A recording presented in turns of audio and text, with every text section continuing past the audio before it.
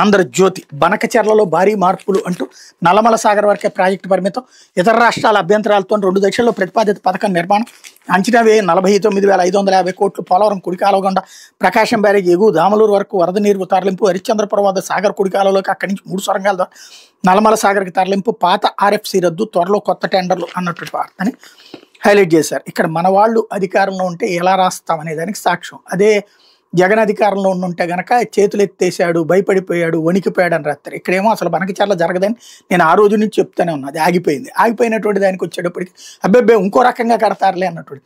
ముందు మన దగ్గర అమరావతి రాజధానికి డబ్బులు లేవు, ఇరిగేషన్ ప్రాజెక్టులు డబ్బులు ఎక్కడి నుంచి వస్తాయి?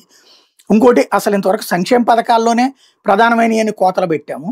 జస్ట్ డ్రమటైజ్ చేస్తూ మన వాళ్ళు చేసేదైతే అంతా శృంగారం, ఎదురోళ్ళు ఏం చేసినా విచారం అని రాసుకొచ్చాడు. నీచాతి నీచి పత్రికల మనస్తత్వం ఏంటో ఈనాడు జ్యోతిని చూస్తే అర్థమవుతుంది. లేకపోతే అన్నదాతకు అండ